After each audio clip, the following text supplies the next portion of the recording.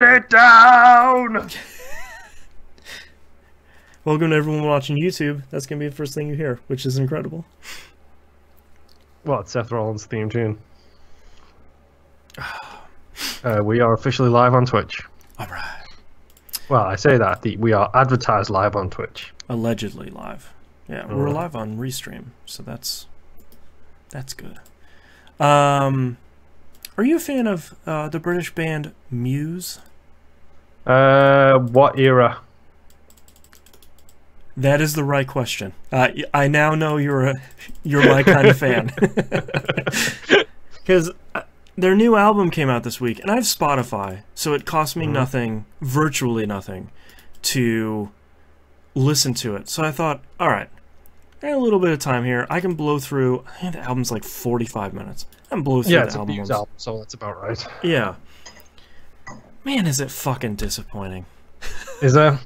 The thing to me is, like, I love Muse. I love every single song Muse has put out up until they got up their own ass, which is... Are we talking Time Is Running Out? Nope. I love everything up until then as well. I love... Basically, after Black Holes and Revelations, I think it's a significantly worse band. Literally, Black Holes and Revelations is the last album of theirs I liked. So yeah, me too, because to me, like, it's a bad combo of them getting up their own ass, where it's like, how about we put orchestra in it? It's like, no, stop, no. Well, number one, dude, Muse's orchestra stuff is fucking incredible, so don't diss the Muse's orchestra stuff. It's fine. They were doing orchestra stuff before orchestra stuff was cool. Well, I mean, let's talk about some Beethoven. No, but I mean, like, I'm talking about, like, the end of the one album. I think it was the Second Law, where he, like, wrote that 3-piece orchestra thing. It's not great. Also, the album cover for Simulation Theory is fucking ridiculous. Yeah, and, like, the thing that I think is good is that musically they continue to improve. And Simulation Theory, I think, is good. Certainly better than Drones, which was, I think, far and beyond their worst album. Well, you mean, really quick, just rewind back to the fucking orchestra shit.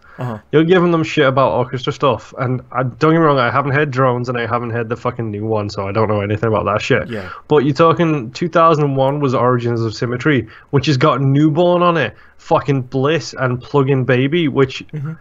I mean, and their cover of Feeling Good, which is fucking incredible. It's really good. That whole album is good from front to back. I think that might be their best album. Yeah, I'm more partial to...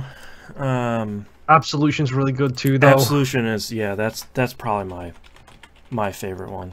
It's funny, because I think Absolution was actually my introduction to Muse, and then I went backwards.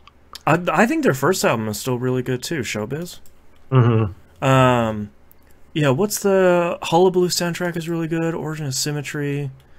Absolution is good. Black Holes. Harp is really good, that live album. But then, like, the Resistance comes out, and that's where I start to lose them. Whereas, yeah, Exogenesis Symphony, that 3-part symphony he wrote for the end of that is... Is it not great? He's not there yet. Like, you can maybe write a symphony in another couple of years, but at that point was not really great.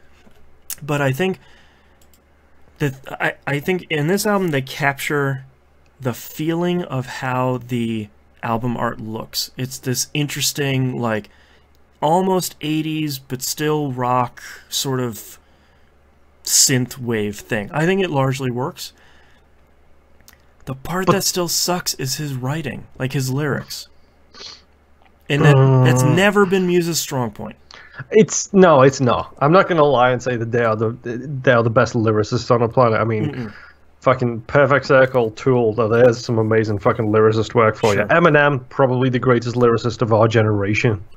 I could get behind that. There's probably a bunch of stuff like we've never even heard that people are like, well, this stuff is really great. Like, yeah. Yeah, but yeah, I think Muse has always been about those sweet licks and riffs. Yeah, like, and I think for me, as time goes on, this is their 8th album. I was hoping for them to get better lyrically. Like, they have to be in a hard spot because they can write big arena songs and it will do really well on tour, and fuck do they put on a good show. Holy shit. I've seen them 2-3 times. It's incredible shows each time. And people will sing along to the shows in, you know, they're going to sell out giant arenas. But I want a little bit more meat on the bone lyrically. Is this the Guns N' Roses problem? Because I always felt the same about Guns N' Roses. Like, the fucking amazing stuff about Guns N' Roses was never their fucking songwriting. Yeah. It was the power behind the actual song as a whole. Like, there are some songs... Eminem's a really good example of this. Like, I am not a fucking fan of hip-hop or R&B or any of that stuff. Sure. I am a huge fan of Eminem because anytime he fucking writes a song, I listen to the lyrics first and then get the rest of it afterwards. Right. And he always writes so fucking well. Like, everything he writes seems to be both real, and it tells a story, and it's like a punch to the gut, or it can raise you up. You know, he does a really good job with his lyrical writing. But fuck me, most rock bands can't do that shit. No. Well, I know it's a little bit unfair because I've been listening to a lot of Childish Gambino, who his lyrical stuff is fantastic. And part of me knows that's not what Muse is about. Muse is about writing those pop hits, and it's about a fucking rock opera is what it is. Yeah, and it's like, you know, he wants to be junior Freddie Mercury, and he wants to sell out Live Aid, and I get it. And he's writing a bunch of songs that, you know, Dig Down is one of their more recent hits from this album, and it's very much anyone can understand that song and be like, yeah, you gotta, you know, dig down and make yourself better. And it's like, yeah, but what about like the B-sides? Like, can that stuff be stronger? To me, I'm biased, but I feel like when I look at something like Nine Inch Nails, and you look at what Trent does, where he writes incredibly great radio-friendly pop songs, except for maybe the last couple of years. And then the rest of the album is really sonically and sometimes lyrically interesting. I think you can do both. Didn't Nine Inch Nails do Closer? Uh-huh. That's a huge pop hit. How is that a radio-safe song, though? Come on. Well, because it's still played on the radio. But I mean, that's such a huge hit, because by the first time you hear that song, you're just like, what did he just say? Yep. Yeah. It's still one of my favorite Nine Inch Nails songs, because it's like, it's a stealth little thing. You don't realize exactly what he's saying until you get the second or third time in. The version they're playing live right now is really great, because the breakdown in the middle of the song is totally different, and it's really good. Oh, that's pretty good to hear. No, but I didn't even think about that until you said how basically, the lead singer from Muse, he's a wannabe Freddie Mercury. 100%. I never realized that until you literally said it. Like, I feel like when Black Holes and Revelations came out, and I was like, oh, they're trying to be Queen. Like, I can see the Origins of wall. Symphony should be the fucking giveaway for that, because it, like, half the songs on that album are kind of like Queenish kind of songs. And like, if you can be Junior Queen, you're a lot better than a lot of other people. Like, my wife always likes to say, I like the Killers, like 1.5 albums that they put out. But she always says he's trying to sound like Bono from U2, you know, one of music's garbage people. Yes. And I sort of hear it, but when you look at Muse, it's like, yeah, you're trying to be Freddie Mercury. Like, more power to you. The thing is, he can pull it off, though. He's got 100%. The voice for it as well. Yep. Like, if you can do it, be fucking Freddie Mercury. Like, yeah. Why wouldn't you want to be? I'm not gonna lie, I really fucking want to go and see Bohemian Rhapsody. Like, a lot. I bet it'll be good. Your wife comes in. Your wife is letting you know in YouTube chat that she was playing PUBG and a man proposed to me. Help, love your wife. I mean, well, you know, did he propose to you with a ring, or was it like a shell of a bullet, or you know? I mean, compared to the stuff that she and I usually get on messages, that's That's pretty alright. I think the funny thing is in your case, it's just because you play games with kids who don't have parental supervision, and that's nothing against you. It's just because that's probably the time of the day that you're playing. Wrong time, wrong place. Mm-hmm. Yeah. Whereas my wife's big problem is she has the word "lady" in her gamer tag, Right. She is which a woman. Causes all kinds of problems. Yeah. The thing is like, the great thing about PS4 is I can turn off messages from people that aren't my friends. Mm-hmm. But then I wouldn't get these crazy unhinged people that are mad at me for being on their team when we win. Mm-hmm. Like me, I guess we didn't win well enough. You know, like that's the stuff. Unlike the Xbox on PS4, it'll tell you like, this person added you to their group, and I was like, great. What Let's sort see of, how this goes. Yeah, what sort of verbal diarrhea is this going to be? And then it comes in, and it's just the worst. And it's, I had one, the one I posted on Twitter the other day, the one where the guy told me that he hopes I die and it hurts the whole time. Mm-hmm. Sony, that message was bad enough for Sony that they took action within half an hour. That's pretty good. Yeah, because they don't put up with people doing death threats or swearing or dropping the C-bomb or anything in messages. So if you report that stuff, every one of those messages I put on Twitter, I report as well. And by the time I fire up my Xbox or my PS4 the next day, I haven't noticed that they've taken effect. That's pretty good. My wife in chat also says, defend my honor. No, you're a strong, independent lady. You don't need me to defend your honor. Do it yourself. My sword is in the shop. Mm-hmm. My sword is in the shop. My shield is in the attic. What do you want me to do? Right. I have a high body count for reported comms. Yeah.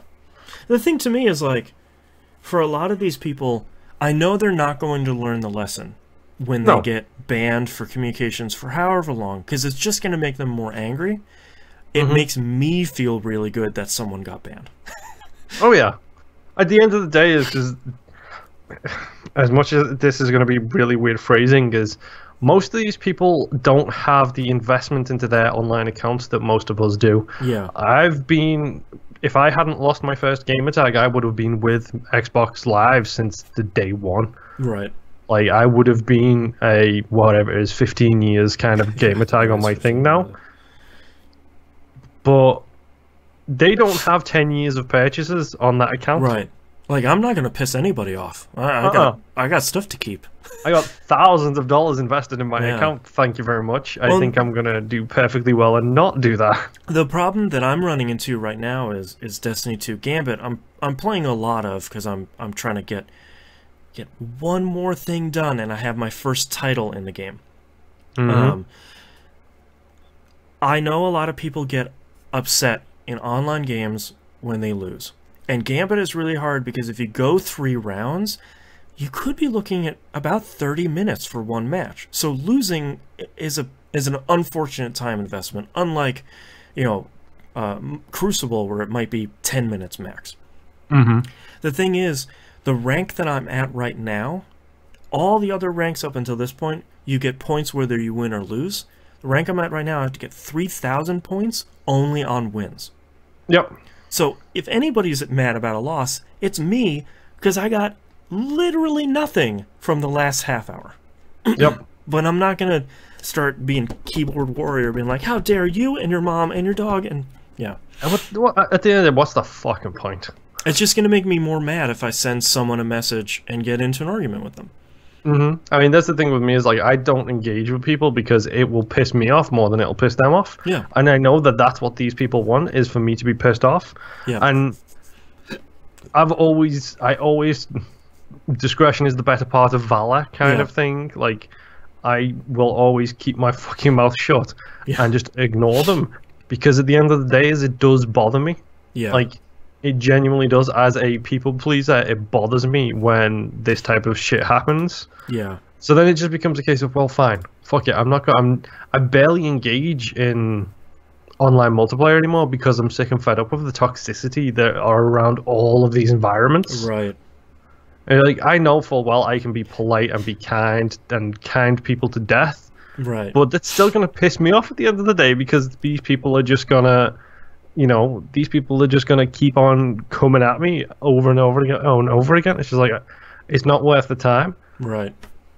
No, it's not for me personally, because it affects me a lot. Right. Your wife in chat says, if you reply KK, hun, it makes them explode with rage. Yeah, my favorite is cool story, bro. And then they're just like, how, I can't, you didn't. And it's just like, you're just feeding the fuel of you getting banned for longer. Like, I don't want to, or I'll say like, cool, thanks for letting me know. Have a great day. And they're like, no, don't you be nice to me. The great thing about multiplayer in Destiny 2 though is, if you see someone with Luna's Howl, the like prestige competitive weapon, if they're being a dick to you, ask them how much they paid for it. That makes people explode. Because there are a bunch of, like, if you look on eBay or something, you'd say like, we'll get you Luna's Howl in like a week, and it's $150. You know, they recover your account and play Destiny 2 for you. Yeah. And man, does it make people pissed off, and it's so good. Oh my word. Yeah, I'm not a troll, but like, if you're gonna come at me at like 10 o'clock at night when I'm just trying to play a little bit of Destiny, you gotta chill out. It's not. You saw my wife's one that she responded to you with on Twitter when she talked about her response. I'm not going to repeat it here because it's quality. The thing, like, my wife's always like, she has got the best like comebacks when it comes to these kind of people. When she's calm, when she's angry, it's a whole different ball game. Right. But when she doesn't give a fuck, she's just got the best comebacks for these people.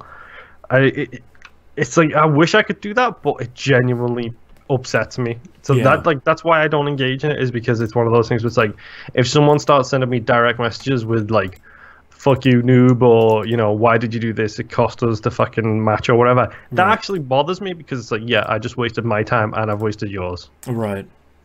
And it's really hard for me to not feel that from both myself and their side as well. Right. So it's really difficult. I wish I could just brush it all off and say I don't give a fuck, but I do, is the problem. Well, part of my thing too right now is I've been playing a lot of Gambit, and there are a lot of teams in there that go in and like, we're having a hell of a round, and they beat us by double. Like, there's just no way we're gonna beat a team like that.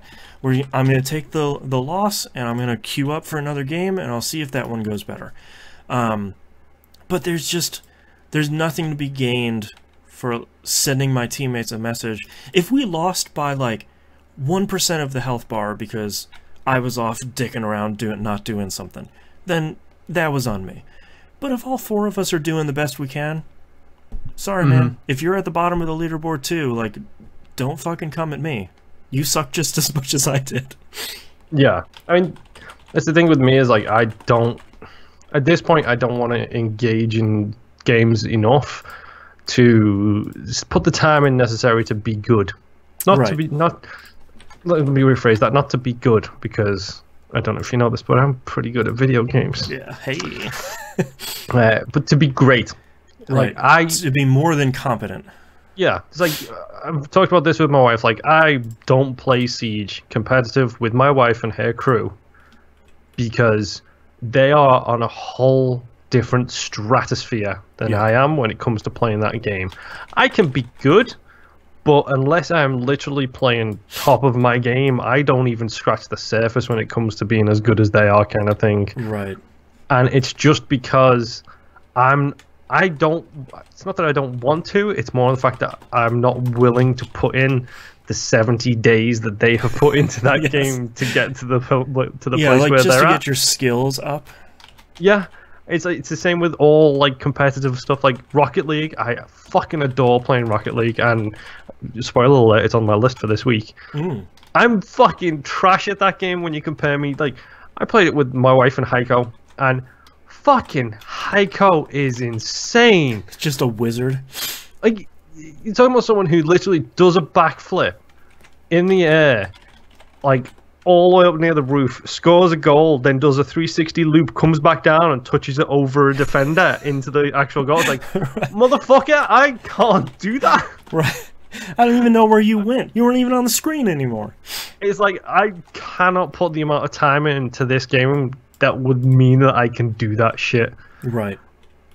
Like my wife says in chat, to be honest, we were both trash, and yet she had a bad run when we played Rocket League together, but comparatively wise, like it's like 10 times better than what you or I could do. Yeah. I mean, don't get me wrong, Boston, I could fucking take you to school on Rocket League. 100%, yeah. But then my wife could take me to school, and then Heiko could take her to school. Like, and I would just turn into dust. Yes. We'd be sitting cowering in the corners like children who've been told off. Please, no more. Please. Yeah. Mercy rule, please.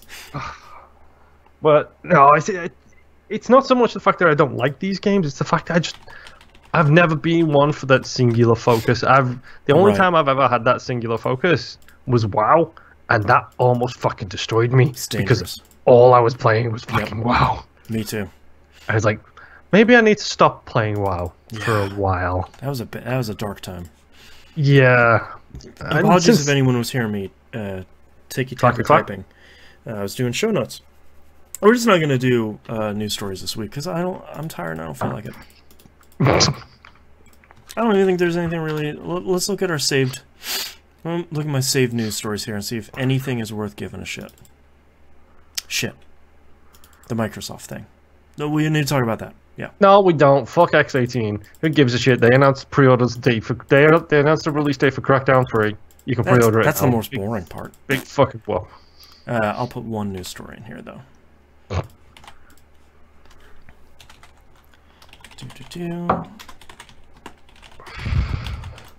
So, here's my question, Boston. If I get a week off,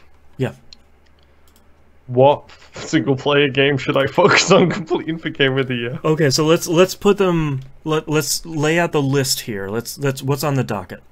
Okay, so I'm probably about halfway through Vampire, if not like 3/4 of the way through that. Okay. So, hopefully I can get that done. See you soon, babe. That was me saying goodbye to my wife in chat for anybody listening. Yes. I get the feeling I'm close to the end of Assassin's Creed Odyssey. Mm-hmm. But I'm not sure about that one. Joe Jennings says God of War. He already finished that though. Not 100%, but yeah, God of War I did single player on. Spider-Man, I've got a couple of missions left, I think. Okay. So there's that. I mean, the biggest concern right now is like Hollow Knight. I've barely scratched the surface of. Red Dead Redemption, I'm like 20 hours in, which is basically nothing in that game apparently. And then you've got all the other stuff like fucking. What's the list of games that we've missed this year? Like fucking. For my recommendation for you, if I was in your shoes, I'd have these 4 games in order. Finish up Vampire. Yep. Because you have to be close to it. I'm pretty sure I'm very close to the end of that, to be honest. Finish up Assassin's Creed Odyssey. Well, again, I'm hoping I'll have that done. Yeah, you're at least high level enough to kind of blow through it. Yeah. Red Dead Redemption 2. And then Hollow Knight. Hollow Knight's probably at the bottom, or like with Red Dead Redemption 2 when you need a break or something. Yeah, I'm trying to tap off Spider-Man, which, oh boy, because I'm crazy. Mm-hmm. And by the way, folks, if anyone wonders, I got a new setup, so if you see me looking in this direction, hark, the monitor in the distance. Yes, I have an unusual desk, so on the eastern seaboard. Yes, 1 by land, 2 by sea. So. Speaking of, I forgot to talk about in our other episode, the intro line to the game we're playing on We Roguelike It is, London was lost to bats. It was terribly inconvenient. Yep, it's a super English line. Yeah, I was just like, alright, so this is a British game. I'm still going to finish State of Decay 2. Do you think that's going to make the top 10? There's a chance it might, but at this point I'm not sure. It's been a real powerful list this year. Mm-hmm. But yeah, Spider-Man, because I have the problem, I actually went through and I literally 100%ed every single aisle, every single district. So like as you're going? Literally the only thing I have left to do right now is beat the main story. And I'm pretty sure if I do that and then tidy up a couple of trophies, I'll platinum that. Nice. So, because I did all the collecting in that thing as I went. Because yes. Smart. Also, you didn't need specific skills to do it, like God of War. Like, oh, there's a raven in the sky. I can't throw something that far, so. Goodness, how am I ever going to get all the way up there? Let's see. I beat Far Cry 5. That's good. Yeah, Odyssey is a couple of hours probably. Hollow Knight is I don't even know. Third area I'm into in that now, I think. Vampire, hopefully a couple of hours. But the problem with Vampire is a very similar problem to Sunless Seas, which is it's a slow-moving game. Yeah. It's a very deliberately paced game, and that's incredible. But I don't have the time. It's like God.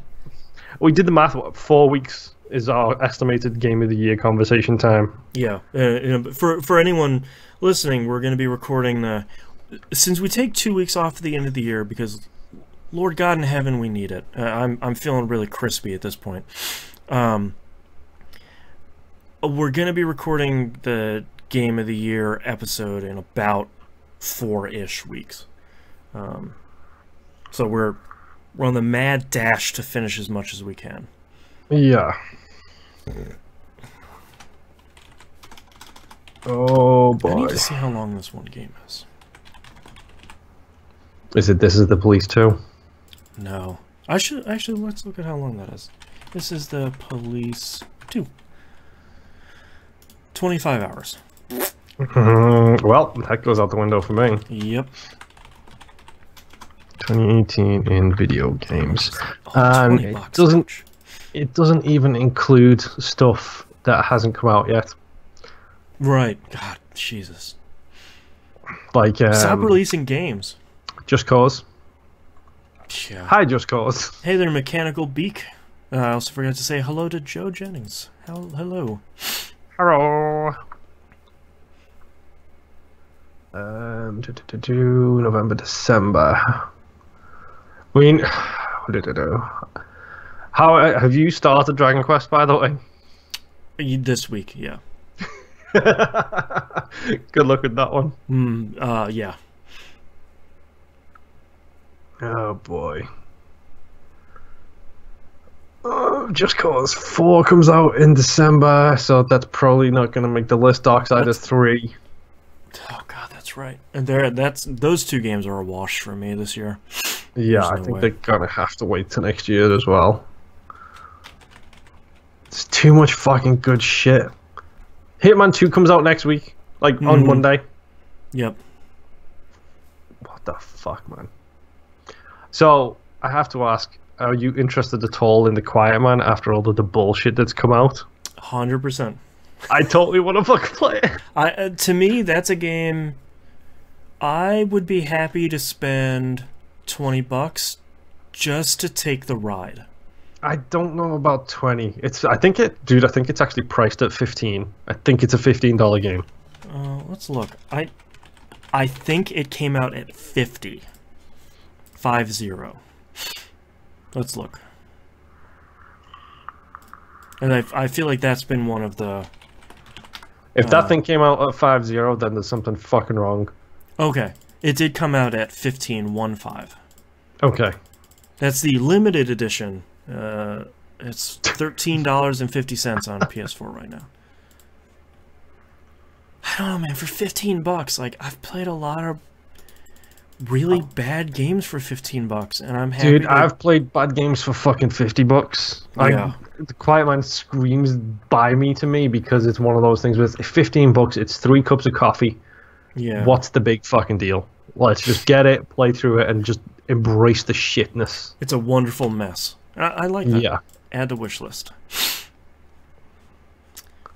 Oh yeah, let's view my wish list. Let's see what we have on here. My wish list is, if we're talking Amazon, mine's full of bullshit. No, just my PSN one.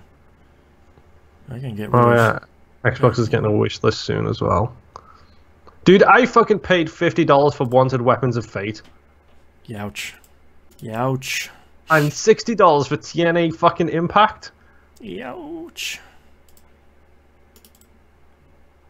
There's a lot of interesting stuff here on this this wish list of mine. Plants vs. Zombies Garden Warfare 2 is $4. Oh. Man. They're dangerous fucking things to go down, though. Yeah. Joe Jennings, I will talk about Tetris Effect this week. Do not let the $40 dissuade you, though. My wife is just blowing up my phone.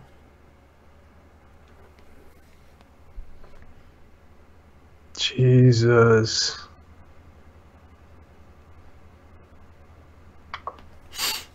Played some fucking god-awful shit. Alright, let's just clean up this list. I'm not gonna buy I Am Setsuna for $40. Come on, guys. I still need to decide whether or not I want to go all in the Yakuza series. I'd still, to me, play Zero, and that if that's the only one you play, that's fine.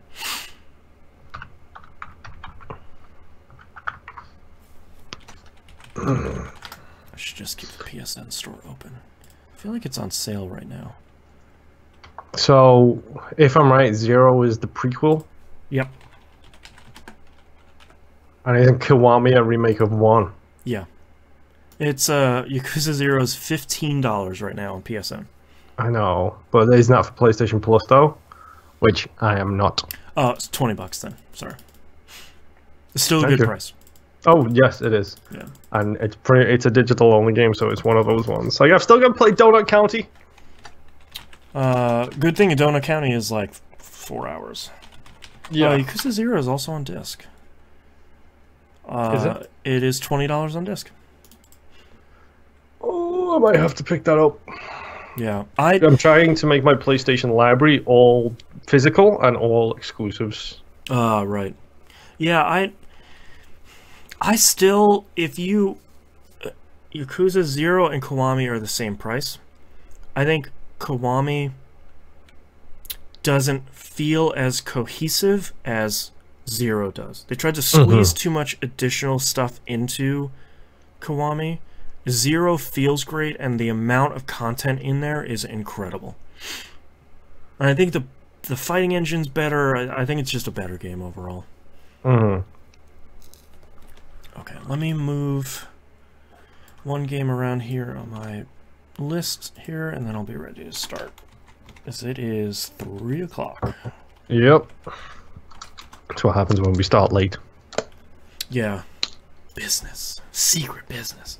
Canical Beak says, think about playing Owlboy. Is it a good game? We did a game club about it, and... Average. Yeah, I didn't like it much. It starts off really great, and then it very quickly plateaus and fucking stays there. Yeah, I don't know. I don't think I can recommend it, personally. I think it's... I like what they were trying to... I like what he was trying to go for. I just don't think it was successful. How much are you paying for it? Becomes my question. $10 Sure. and less? Sure, why not? Yeah. Sub $15. If you're really, really interested in it, it's probably good. But I don't know. You could just buy Yakuza 0. All right, you ready to kick this thing off? Oh my God, my wife is texting me so much. Yes, I'm ready. Now that I've slapped up the last of my soda. Salute. All right, let's get started in 3, 2, 1. Welcome back to another episode of That Video Game Podcast. I'm your host, Boston. Joining me as always is Moonpeer. Chip, chip, cheerio. Chip, chip, chiroo. I don't think we really have any... well, for patrons, we started a brand new game in We Roguelike It. The Hand of Fate is done. We've started our brand new game. I posted the last episode a little bit late. Sorry about that. So you know what the new game is. You can play along. We just recorded the first episode, and it's a rare one where we don't love it. We don't hate it. We're don't know. Sort of not sure. Yeah, like I feel like we don't play a lot of games where we don't know if we like it or not. Yeah. Normally, this is video games on the internet, so we have to love it or hate it. There's only, there's no middle ground. Or worst game of the year. Yeah, but check that out. Patreon.com/E1M1. The ones are numbers if you'd like to become a patron. let's just start off with you, Moonpear. What have you been playing this past week? Okay, so I put a fair bit of time into Assassin's Creed Odyssey. Oh, okay. I hit a very, very large story moment. Oh, okay. And I almost turned around and walked away from the game. Okay. Because it's... I literally cannot talk about it for even one hint at it. Because it is a huge story spoiler. Okay. I believe the term jumping the shark is used to describe something that gets so ridiculous that it's no longer believable or entertaining. Right. Which is a reference to Happy Days. It is, yes.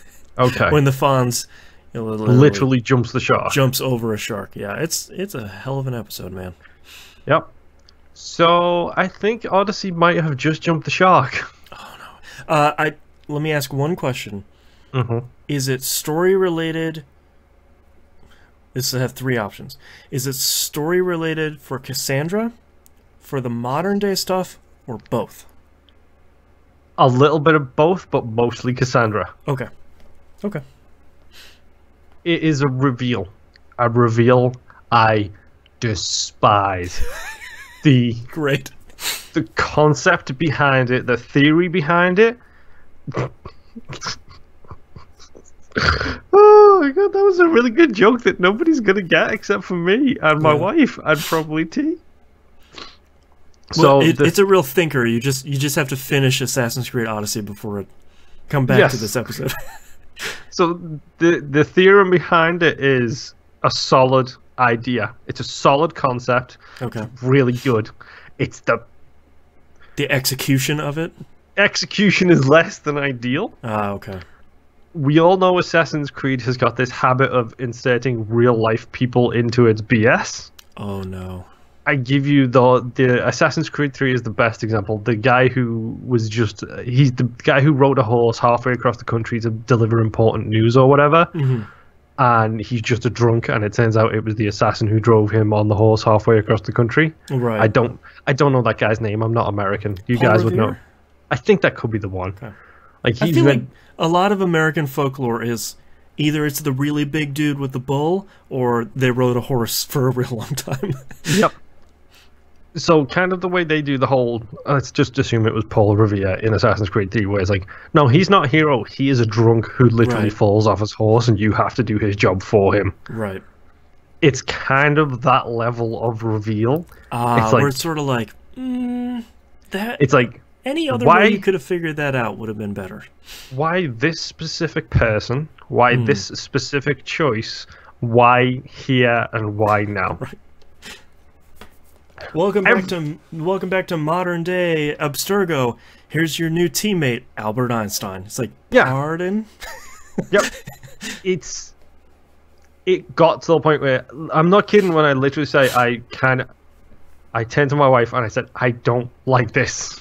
Are you kidding me? I don't like this reveal. I don't like the person they've chosen for this moment. Right. I don't like what that implies.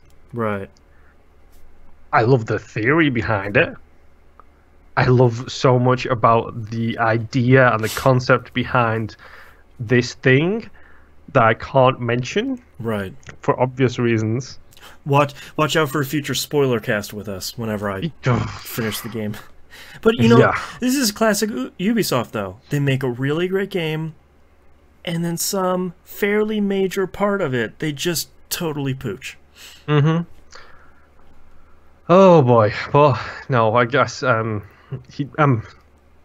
at the point in that game where I have to go do 2 major things to hopefully hit the end of the game, I believe. Okay. I have had my second or third interaction in the real world. Oh, good. Okay. So there is some more stuff there as well. But this thing, oh boy, did this take the steam out of my sails. Which I realize I'm mixing my metaphors there. Yeah, but like, that's how upset you are. It's just, it just put the brakes on this progression I was enjoying so much. Right. It's just like, nope. You've officially jumped the shark. I can't buy this. I can't believe this. I don't like the fact that you did this. I can't take this trip with you. Nope. Like, at this point, I don't even care. Make it one of the precursors. Don't make it this person. Right. Like, it's just so bad. Man. I'm gonna finish it anyway. But well, yeah. But yeah, it's oh boy. I honestly don't know. This was one of the games for me vying for top slot in my game of the year. This was one of the potential number 1 through 5s. Mm-hmm. This moment may have taken it out of that list. It just kicked it right out to the bottom of the list. Mm-hmm. 100%.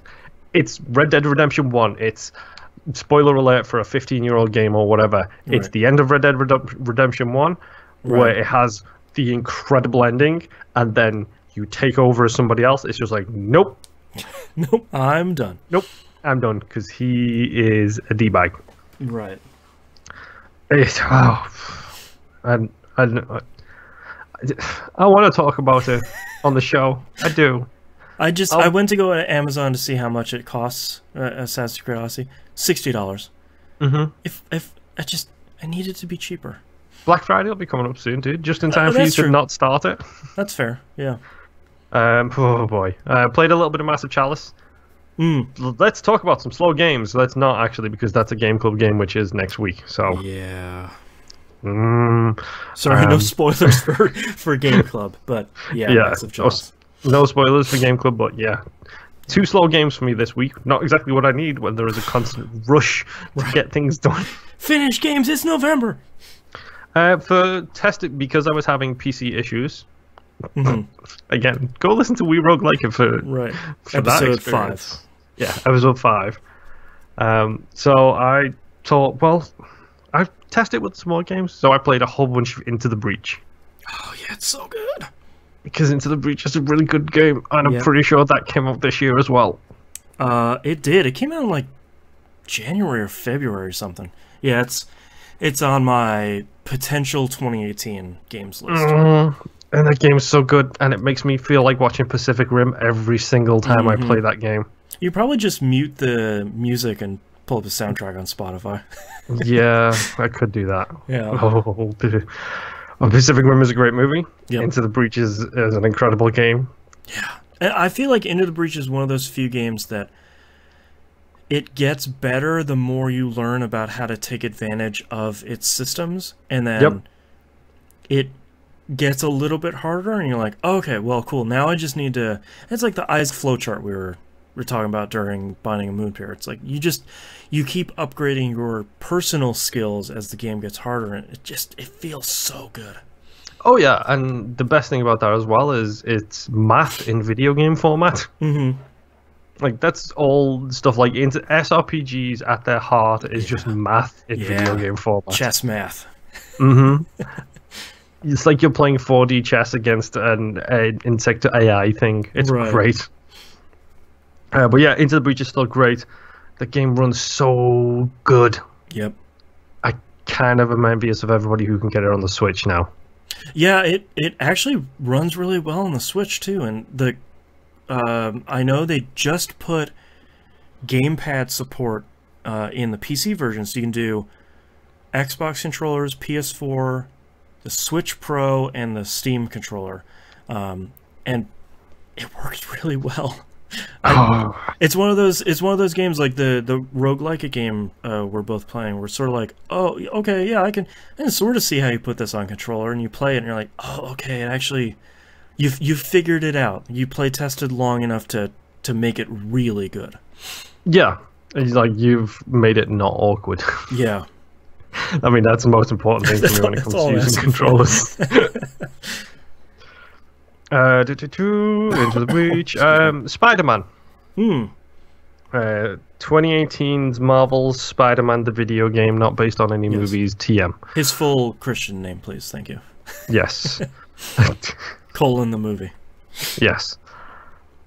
So, a lot of I've been listening to podcasts a lot recently, trying to catch up on old podcasts, and a lot of beef against the Spider-Man video game seems to be there are a bajillion collectibles. Sure.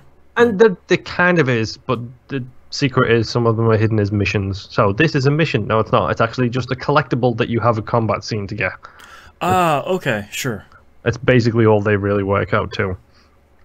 And I was aware of that when I started playing the game, so very much from the get-go, I made it my personal mission to, the second a collectible came up, get every single one of them things. Right. Just swing back over there. Well, no pun intended, sorry. But I didn't plan that one, guys. I'm not that clever. But yeah, like, head on over there and just snag it up while you're in the area. Yeah, so like when I started, the backpacks were available, so I got all 50 backpacks. Then when the challenges became available, I did every single challenge, and then when the bases are available, I did every single one of the bases. So I ended up basically only having crimes left. Stop the local crimes. So this week I smashed through all of the crimes. Ooh. And New York is now a crime-free environment. Right. Even while it is on fire. Yeah, you know. Well, it's, you know... I love New York, but, you know, crime-free and on fire at the same time is sort of... It's about par for the course. Yeah, it's true to real life. So I've done all that, and now literally, as far as I'm aware, the only thing I have left to do is beat the main story. You should probably have like 3 or 4 main story missions, like 2 hours. Well, let's just say the big bad has been revealed. The big bad has enacted his secret plot. I have taken 2 wings off that big bad's plot. No pun intended. Right. Spoiler, I fought the vulture. You're right. So, yeah. Spider-Man continues to be amazing. Spider-Man continues to be the best representation of Spider-Man in video game history, even including things like Prototype, which was a really good Spider-Man game. Yeah. I have to control myself. Now that I have a 4K HDR TV, I keep looking at Spider-Man and being like, no, resist. It's going to look so good. No, I can't. You know, you can do it. I don't have the time. 2019, Year of the Spider.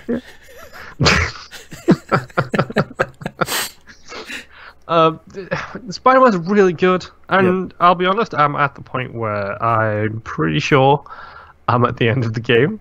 Yeah. So I probably just need to sit down for a couple of hours and just blast through the end of it and figure out where I stand. See, my thing, we talked about this, I think it was a week or 2 ago, about book series. To me, the battle right now is between Spider-Man and Assassin's Creed Odyssey for my open world games. And Spider-Man is that new series that you've always been looking to read. And Assassin's Creed Odyssey is like the 9th book in a series that you really love that just came out at the same time. It's like, well, I gotta go be an assassin. Especially now that I know that the game pooches itself like 85% of the way through. I gotta see that. It's not even that it pooches itself, it just chooses the wrong thing. It's so bad. Like, it's so bad. You had 2 paths and you picked the wrong one. Oh, I literally after that reveal, I sat down and had a conversation with my wife and named 10 different things they could have done that would have been more appreciative for me personally. So Ubisoft, hire Moon. No, he has 10 great ideas. No, yeah. Idea number 1: go to Japan already. I know you keep saying you're not going to, but just do it. I feel like they're never going to, and it's gonna. They're never going to, because that is the Ubisoft troll. Yes. They're going to do everything else, and then they're going to cancel the series right after they announce it's going to Japan. Right. I mean, they've still got so much more they can do with it. Yeah. Caveman times. Who knows? History is your limit. Far Cry, Assassin's Creed. And we already had Far Cry Primal. I think that's probably all we need. Yeah, so what was I talking about? Oh yeah, Spider-Man. Spider-Man's really, really great. So honestly, out of the 2, play Odyssey. Yeah. I'm gonna suggest it to you because I know your preferences when it comes to this kind of thing. Right. You should play Odyssey. Yeah, I really want to. Everyone else should play Spider-Man. Right. I mean, don't get me wrong. Play Spider-Man and then play Odyssey. Everyone else. Yeah. But in Boston's case, play Odyssey and then play Spider-Man. Right. Reverse the order, yeah. I'm still so bummed out about that decision. It happened like literally last Sunday after we recorded the show. I had that moment. Those are the worst. I have been sitting on this for a week. Right, you can't even text me and be like, "Hey man, what's this thing?" Like, no, I haven't seen it. I put my controller down. I went and made a cup of tea. Right. That I would say that's how much it affected me. But come on, I'm English. I do that every cutscene anyway. Yeah, that's true. My final game this week is Hollow Knight. Yeah. So I took your advice. Okay.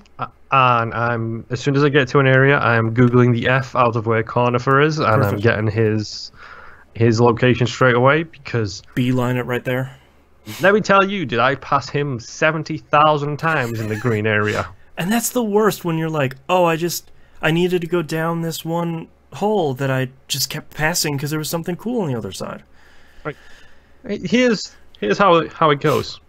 You go into the green area, so okay, so I'm pointing the right direction for you. You go into the green area that way, so you go sideways into the screen. Yep. Big long corridor, little room, big long corridor, but a downwards path is the only path you can take. Okay. Then there's a big downwards path. He's literally at the top right of the second big downwards path. I've never been up there. Right. Literally the third room in the area, and literally I've gone past him so many times, and it's not even a case of you can hear his humming on the other side of the screen because he's on a different screen entirely. Yeah, he's on the next screen. Well, I'm glad that you looked it up then, because oh boy did I fly through that area as soon as I had an actual functioning map. As soon as you could map the area. Yep. And then guess what, I sat down and then I go, wow, look, I've basically completed this area already. Right. I was at the final boss of the area when I got the map location. Do you remember what the final boss was? It's Hornet. I think it's Hornet is her name. Yeah. The one with the sewing needle. She's a fun fight. Yes, she was genuinely fun. Took me a couple of tries to beat her, but I got there. And I especially love the fact that she literally has a sewing needle and uses it as a weapon really appropriately. Yeah, it's really good. Throws it out and then pulls it back with the thread and then does the whole anime as hell, like thread attack in the air. Yep. That's a good fight. It's a really, really good fight, and when I beat her, I got the dash move that I knew I was going to get because I looked at the map and did some exploring. Yeah.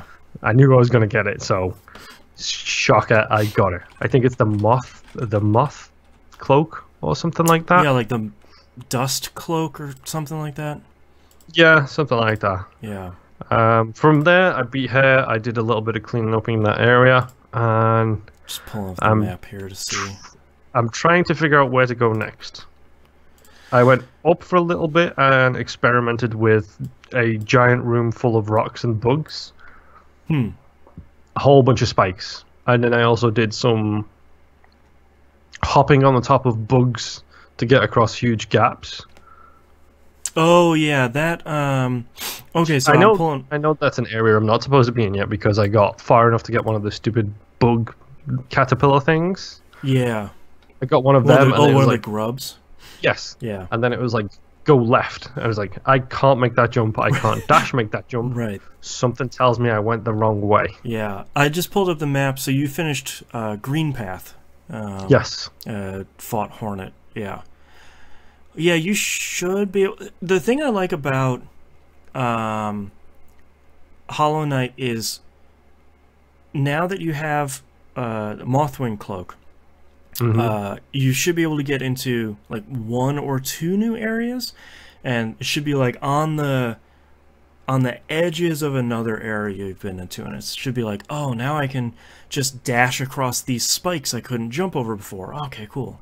Yeah, it's similar to getting the Vengeful Spirit, whatever it's called, and using that to kill the big massive thing that blocks the entrance into Greenfield Place. Right. Yeah, that kept blocking you. Yep. Yeah. So yeah, oh boy, I feel like I've still got so much of Hollow Knight in front of me, especially based off what you've mentioned on that game. Yes. So there's probably a bit of a long game waiting for me there. Yeah. I didn't even touch Red Dead this week at all. Right. I couldn't because I went back to Assassin's Creed Odyssey to try and get that wrapped up, and then I started stabbing people instead of talking to them. That happens to the best of us. There is literally no winning, so Yeah. Red Dead Redemption is going to get put on the shelf for now. Yep. I'm going to focus on Assassin's Creed Odyssey, and Bang it then out. try and get that done before Game of the Year discussions, Fingers crossed. and then head to Red Dead. Yeah. And then everything else I need to play. Oh Lord, help me! Give me a time machine. Anyway, yeah, that's all I've been playing. So, how about you? Real quick thing in Destiny 2, Bungie announced the end of the current season. We're in season 4 right now. The end is coming in like 2.5 weeks here. So that officially puts my plans to get Luna's Howl, the first of the two competitive Crucible weapons, to bed. I'm not going to be able to do it. I'm about there. I finished the whole big long quest chain, and the last step is get to rank Fabled. I think it's 2,100 points. You gain 30 for winning, you lose 30 for losing. I'm at 1,000, and I worked all season on it, so I'm not good enough to get it. Which is, for the record, I don't think it's a case of you're not good enough. I think it's a case of you don't have a squad that's big enough. Because it's a case of you can sit there and, like, I know you play with a friend of the show slash pup co-host Musum. I know Joey is also in your team sometimes. Possibly Mac from the community. Yeah. That's 4 people in a squad of 4. Yeah. Whereas a good example of this for my wife, for example, is Rainbow Six Siege. She's got 12 friends she plays with. So guess what? When one person isn't there, it's not too hard to fill up a slot. Right. Whereas I think you have the issue of timing-wise, scheduling-wise. Yeah. You have about 4 people. Yeah. Yes. Well, and part of it is that we don't have a dedicated crew that has played enough competitive to get competent at it, because it is, we can go into normal PvP and we can compete, and that's fine.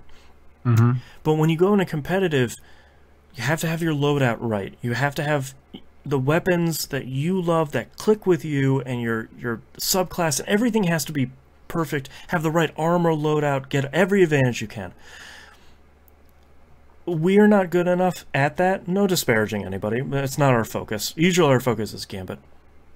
And I'm not good enough as a solo player to compete that well.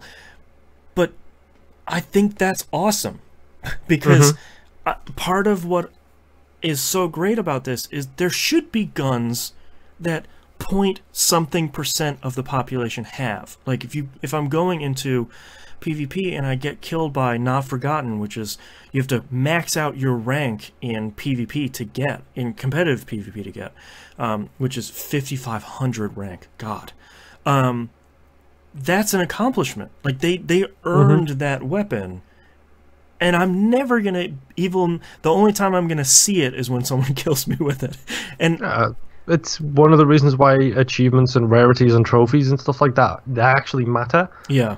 Let me tell you about Pew Pew, the foam gun I got for beating Dead Space 2 on the hardest difficulty without dying. Yeah, man, that's an achievement, man. But 2 saves. I think that's really exciting that they're putting these long chases in that not everybody's going to get.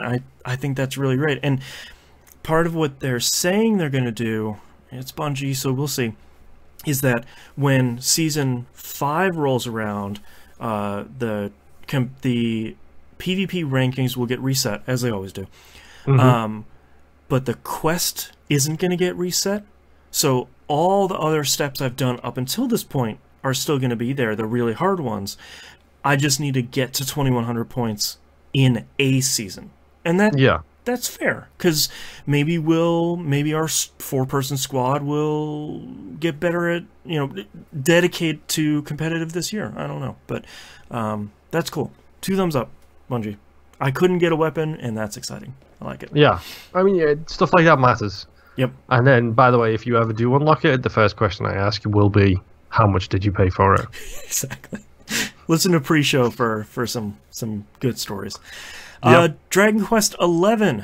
I decided I wanted to kill yourself before Game of the Year? No, it's not that bad.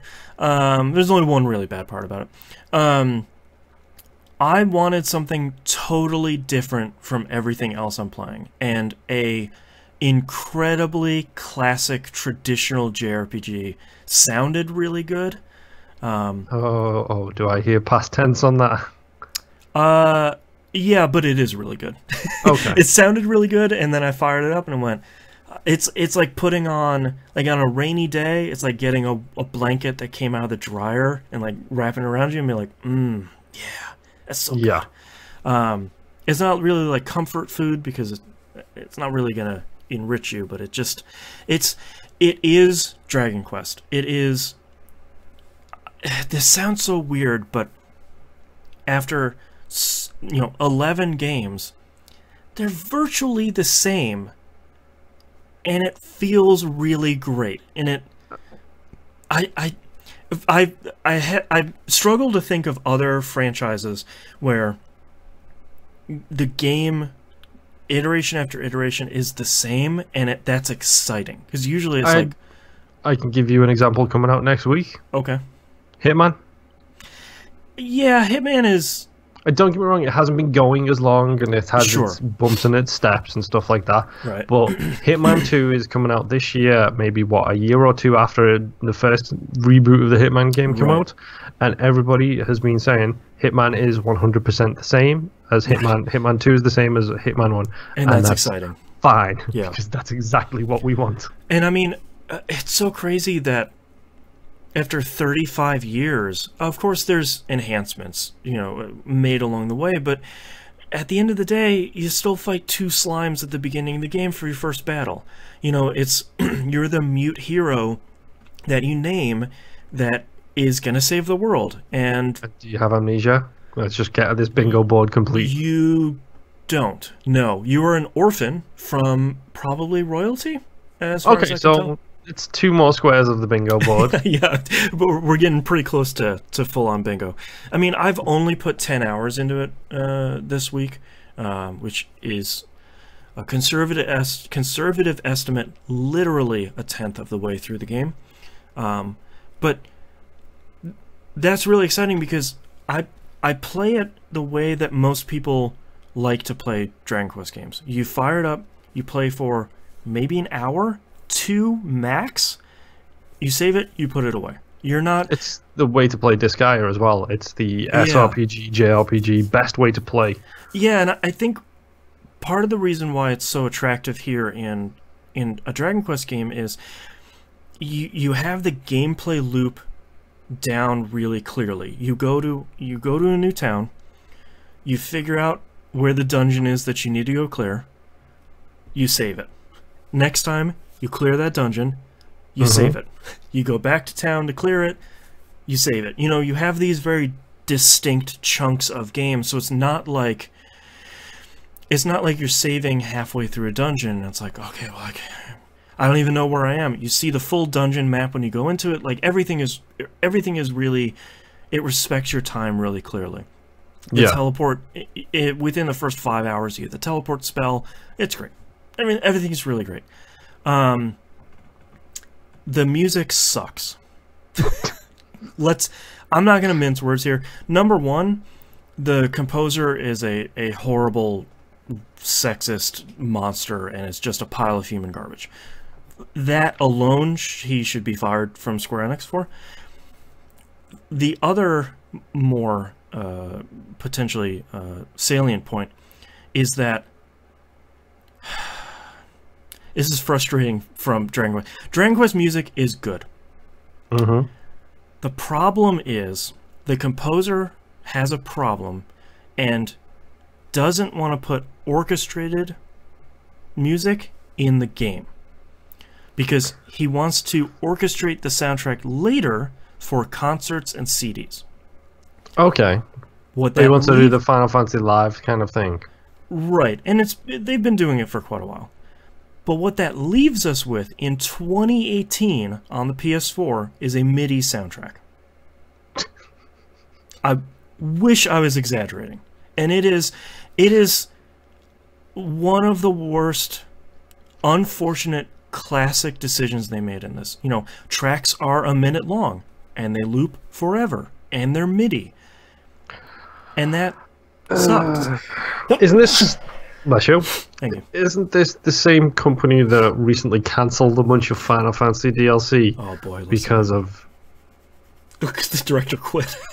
Mm-hmm. That's, to me, that's Square. This is Enix. And okay. And which one was it that blamed their big failure on Tomb Raider not selling enough, rather than the fact that they rebuild every Final Fantasy game from scratch? Square was that Enix, Square or was that Enix? Okay. Yeah, the many faces of Square Enix. So to me, this is...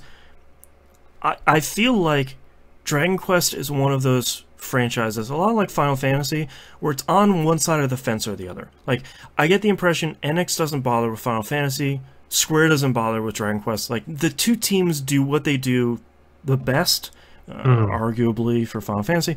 But the formula doesn't need to change for Dragon Quest XI. But I have expectations for the music in 2018 that at least some of it, other than the intro movie, is not MIDI. Let's just get this out the way first and foremost. So, Sure. When did Final Fantasy VII come out in the US? 96, 96, was it? 7, 8, something like that. Late 90s. I think it was 97 because that's the start of the Rule of Sevens, I believe. Yeah, I believe so. Well, 86 might be, because I think that's NES time, so that would actually make pretty good 87, Probably, yeah. So, anyway, Final Fantasy VII has got, and I'm not a Final Fantasy fan, I'm not a fan of Final Fantasy VII. Right. I think 8 is the superior product. Hell yeah. Don't at me, I don't want to fight. Don't at me, Moonpier's right. Final Fantasy VII is responsible for one of the best pieces of music in a JRPG ever that has been remixed several times. Please don't say One Winged Angel. It is One Winged Angel. Okay. You and I will disagree. That's fine. I think the best version of that is the Kingdom Hearts remix that they did for the first Kingdom Hearts game. It's very good, yeah. That's an amazing piece of music, Yep. but this is a fully orchestrated piece of music in a game in 1997. Well, to be fair, the instruments weren't orchestrated; those were MIDI, but it did have vocals. It had that, and it had the orchestra feel more than anything. It did, yeah. And then that got remixed to, in my opinion, the best version of it in Kingdom Hearts 1 in like 2000 and whatever. Oh, that's such a good... Oh, man, yeah. See? One Winged Angel is incredible. The remixes are better. Yeah. I think the 7 soundtrack... I don't think there's a bad track on the Final Fantasy 7 soundtrack. But that's 1997. Yep. This is 2018. Well, what is this fool doing? To make matters worse, when we got Dragon Quest VIII on the PS2, we got the fully orchestrated soundtrack here. And I'm guessing the Japanese people got boned and they got the MIDI version. I think they got half and half because it was like, well, it came out in Japan with half and half, and then Square took the orchestrated tracks from the CD and put them in the game. Like, I understand, but it's just a bummer because that's the weak point. Because it's honestly easily one of the best looking games of 2018. Hands I've seen down. screenshots of this thing. It looks gorgeous. It reminds me a little bit of Ni no Kuni 2. Yeah, and I think Ni no Kuni 2 has less solid texture work. Dragon Quest XI, I think, beats it on texture work, and Ni no Kuni does better stuff with lighting and, color. Taking Toriyama's art and putting that in Dragon Quest, it's a blue sky game. Yeah. I mean, it's very bright colors. Not a ton of, you're not seeing a bunch of, it doesn't look like Spider-Man. You're not getting the most, it doesn't have HDR. Let's put it that way. But it looks really great. It runs really well. The writing is incredible. The puns are out of control like normal. I think it's 8.4 did this one as well. I hope so, because they do good work. It feels like them. Like it feels like one of their translations. The like most Dragon Quest games, the voice work is incredible. Yet again, an all English cast from Scotland and Britain and everywhere. They're just all sorts of fantastic. I like when they write very clearly British text, and then they put a British voice actor to it. And it, like the frog from Chrono Trigger, if he had an actual voice actor. Oh man, don't get me started on Frog's translation. Screwed it up when they retranslated it. I know. That's why I deliberately bring it up every time I can. So all of that is really great. When you load a game, they give you a quick, like, 3-paragraph story recap. Thank you, baby Jesus. I love it.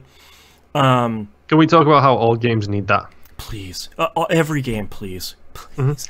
Two things I want every game to do. If it has been a month or more, even 2-3 weeks, set your time on your console as like one of those defaults that the 360 used to have, where it was like invert or not invert. Yeah. And you could set it at a system level. Right. On your consoles, would you like a tutorial recap when you play a game X amount of time? Yeah, do you want to run through the tutorial again? 2 weeks or a month? Give me a very brief paragraph rundown of the story. Yep. Show the controls on the screen again. Yes, please. Yeah. Just the controller mapping layout. Yep. So that's really great. A weird thing, and I feel like this is one of those things where they need to break convention. When you hit the triangle button to bring up the menu, it only has like 6 options. It's like talk to your party, equipment, items, that sort of stuff. And then they have a miscellaneous button. When you click that, literally 15 things pop open. And it's even like spend skill points or look at quests.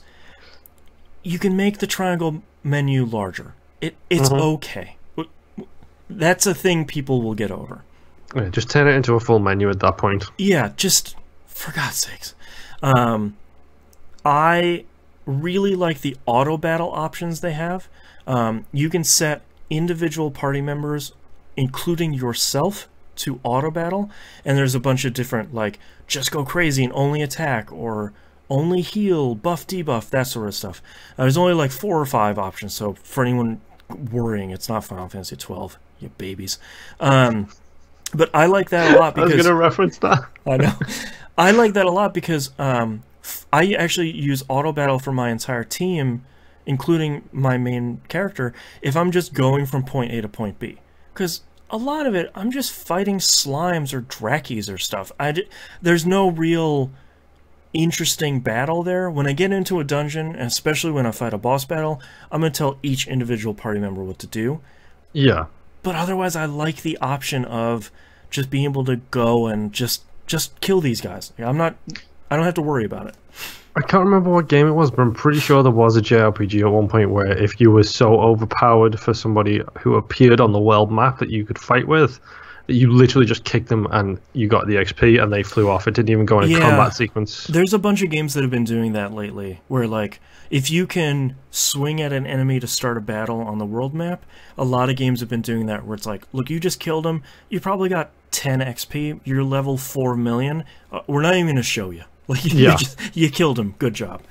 The only thing that I haven't seen in one of these games, I feel like it might have been in 8, but I genuinely don't remember, is the pep up system. Every once in a while, when your character has taken some damage, they'll basically... It's a Toriyama game, so we'll just say it. They'll go Super Saiyan. Wow, wait, hold on. Yeah, you got my interest now. They're glowing blue and their hair is all crazy. What color hair? Are we talking red, blue, or yellow? It is. They're all kind of. There's kind of a blue glow to their whole body, so I think it's. Okay, so they go Super Saiyan, Super God. Okay. Sure. Yeah. Dragon Ball Super's crazy, dude. Yeah, I'm a little out of the Dragon Ball game, so I'm not entirely sure. But when they do that, they hit harder, they have a higher crit chance, their agility goes up, and when multiple people in your party do that, you can then do Chrono Trigger style, multiple people do attack, sort of things. So far, it's really great. I've played a little bit over this last week. My clock says 10 hours, but I don't know how much of that is. So I'm it's paused 5. and I'm reading a book to my kid, that sort of thing. But so far so good. It's scratching that itch, and I'm really happy that I am finally playing it. Now let's see if I can finish it for Game of the Year. Survey says nope. Exactly. One game I will definitely be able to finish for Game of the Year is Tetris Effect. Bought this because both my wife and I were excited to play it, and I finally figured out library sharing on the PS4, which is great. So now Yay! Only had to buy one copy. Yes. Welcome to the club. Did you figure this out because of our Discord people talking about it? No, I figured it out because of Tetris Effect. Because I'm not going to spend $80 on Tetris Effect, but I will spend $40 for 2 people. Yeah, you needed the nudge. Yeah, exactly. Get it? Nudge, Tetris. Hey. I don't know how much I can add beyond what I talked about last week about the demo, because it's the demo, but you just have all the modes. So part of what I was confused about last week were the mode that I was talking about was there's 2 options on the main menu. There's journey mode, which is the node-to-node sort of luminous mode. And then there's effect mode, which is all the different optional ones. Mystery is the mode I was talking about last week. That was the one I was confused about. I played a bunch of Mystery because so far that's my favorite. I played a little bit of Chill, which is basically like, look, man, you can't really get a game over, so just play some Tetris. And that I sense a game for your daughter in the future. Yes. That's really great, especially when I have people sending me horrible messages on PSN. I'm like, I'm going to play some Tetris, because that's very calming.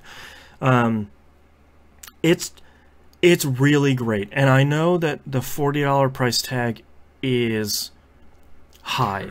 It's a little steep. This is the Police 2 steep as well. Right, and same with Life is Strange 2, where it's sort of like, that's $30 is an easy buy, but 40 is a lot of money. I've been really... part of me that justifies this price really easily is because it's a Mizuguchi game, and I love Rez, and I love Lumines, and was it Child of Eden? That was fine. But like, I love his games, and I want to support, and thankfully this game has been doing gangbusters. Everywhere I look, people are talking about this thing. Yeah, and it's just... I think what's so interesting and sort of slightly important about it is it's a good Tetris game. At its core, it's a solid Tetris game that doesn't mess with Tetris. Because that's the thing. When Tetris goes wrong, it's because you did too much to bend Tetris until it broke. Wetris, thank you. Yes. There are some... there's a blast from the past that nobody remembers about yet. Yeah. There's some good examples. Like for me, Tetris Plus on the PS1 is my favorite Tetris game because they put a bunch of puzzles in there, and they put an adventure mode, and they did a lot of stuff that Tetris Effect does, where you have your core Tetris, and then you have all this experimental stuff around it. But if you just want to play Tetris, that's there. You just have normal Tetris. Tetris Plus is really great. Yeah, my favorite Tetris game is Tetrisphere, but that you can't consider that a Tetris game. It's not really like a core Tetris game. No, that's just that's weird Tetris. It's an acid trip of a Tetris game, is what that is. Yeah. Despite the fact that Mizuguchi made this one, that one is the acid trip. And I think that's what he does so well. And that's what his studio does so well, is they take this core game. You know, Rez is very much just an on-rail shooter, but it's enhanced so much by the music and the sound effects and the look of it, and how the tight controls, that when you take that design ethos and you bring it into Tetris, and you have good core, well-controlling, great-playing Tetris, and then you put the dynamic soundtrack on top of it, and the dynamic sound effects, and all that stuff, it makes Tetris so much better than the sum of its parts. And I think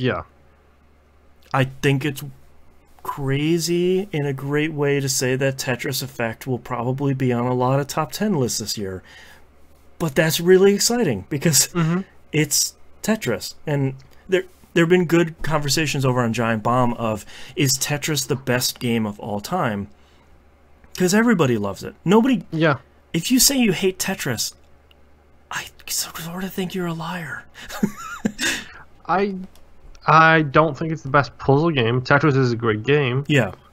I'm not going to deny that it's a great game. I'm not saying I like it. Yeah. I don't think it's the best puzzle game of all time. But I can understand an argument saying the best game of all time because everybody can play it. Everybody can understand how to do it. Yeah. Everybody likes it. Everybody has played it. Everybody that has played a game has played a Tetris. True. Yeah. Here's my question. Yeah. My question for you specifically. Okay. The Mizuguchi effect. What game does he do next that you would be hyped? God, I don't even know. They worked on Tetris Effect, I think they said for 5 or 6 years. So like understandable. What would I know exactly what I would like him to do. Okay, because for me, my answer is I'm not even sure because part of the excitement is what is he gonna do next? Like, oh, his next game is it's Tetris. Like, okay, cool. Like, what would you want him to? I want him to do an Elite Beat Agents. Ah, crap. Yeah. Because if he can, he's done on-rail shooter. Yep. He's done Tetris. I think a rhythm game. Oh man. With him and his choice of music and his eccentricities. Elite Beat Agents is already one of my favorite games of all time. It's really great. It's so good. And then I think if you give that to him and have it on all consoles with just like the Persona 5 dance controls, like where it's just face buttons and stick movements. Yep. I think he could do something really incredible with that kind of game. I have a twist on that, because let's stick with the Tetris Effect. Mizuguchi plus a beloved core franchise. I'd like to see him do a take on Taiko Drum Master. Yeah. That would be real weird, and I would really love it. Yeah. Also, another plus in the corner for Tetris Effect, no licensed music. All of it's created specifically for the game. I think that's the way he should have it. Because with Luminous one exception, was different, you know. Yeah, Luminous is slightly different, but then also Rez has got one of the greatest pieces of music in video game history. Yep, Fear. Yeah. Yep. It's the whole thing, all 19 minutes or whatever it is. Yeah, I listen to it every once in a while. I think it's like 12.5 minutes. So good, dude. Yeah. And it references one of my favorite books of all time. Yep. Man. But yes, Tetris Effect. I know the $40 is a high cost, and I certainly don't begrudge anybody if they're saying, like, look, I'll wait for a sale if it's like $15-20 because that's a no-brainer. I get it. To me, buying a high-quality Tetris game is like a long-term investment because it's always going to stay installed on my PS4. I can, at any point, fire it up, play a couple rounds, super easy, super hard, work on the weekly challenge, whatever, and then, you know, sort of go back to whatever else I'm playing. It's going to be one of those evergreen games on my PS4, and I think that and supporting that team and what they're doing was well worth the $40. Yeah. It's just really great.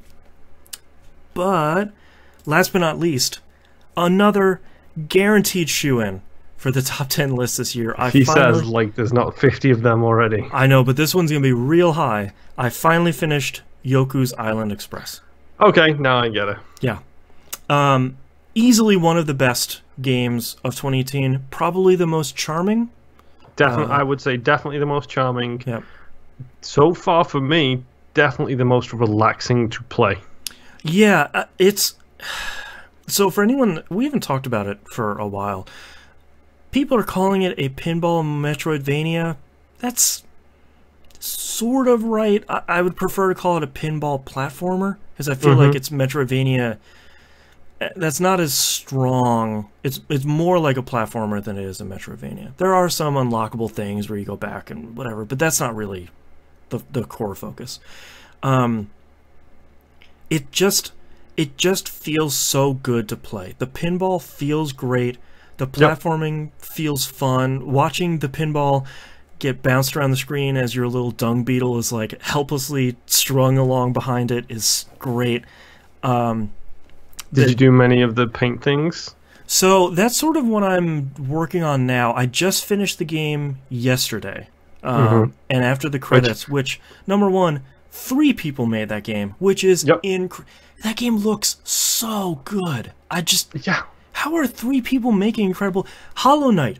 3 people. Another 3 people job. How are you doing this, dude? Wizards. Axiom Verge. The one dude and his brother. A little bit. Come on, you wizards. I don't know, but I think. Sorry, Yoku's Island Express. I think I love how it looks because it has like that cool, almost painted look to it that some games do. Looks really great. Sounds really. It's great. Very watercolory kind of look. Yeah, like oil based a little bit. The music is fantastic. It's a super blue sky game. Between Tetris, Dragon Quest, and Yoku's, it's a very happy week, which I have needed a lot of.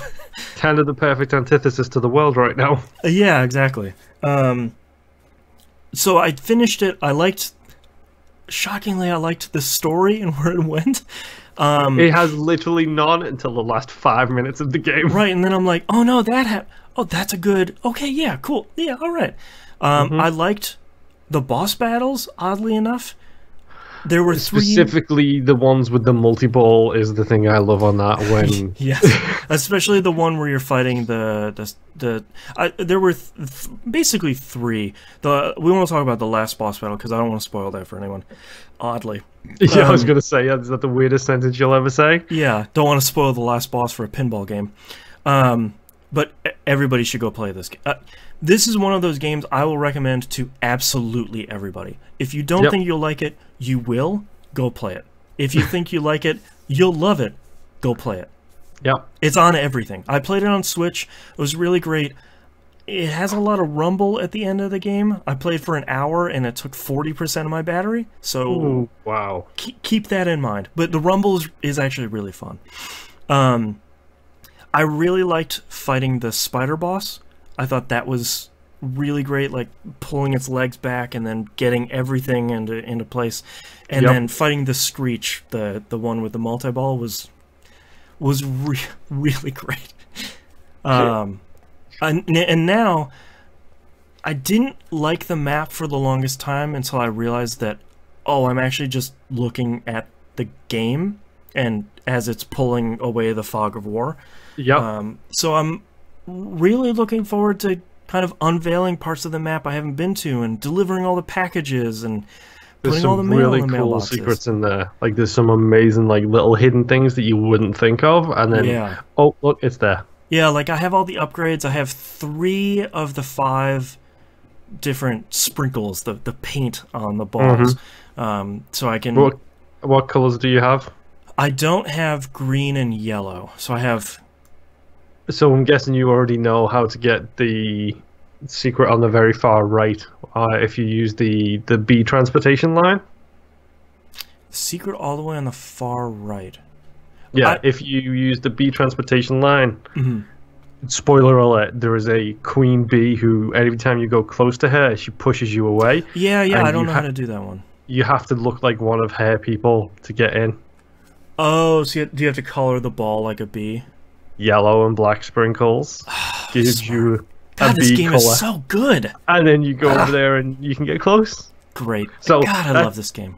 That should help you. There are a couple of really secrets in there, and keep in mind when you're talking to people, what they're saying, it actually matters sometimes. Yeah, because there's a guy, like, when I got the first 3, I put all of them on my ball and it turned into a dung ball. So it looks like, the dung beetle. And there's the one guy that says, like, oh, you're not even pushing around dung, like a real dung beetle. I don't want to talk to you. It's like, I have to find that guy again. Yeah, like, I got to go find that guy again. I got to go talk to him.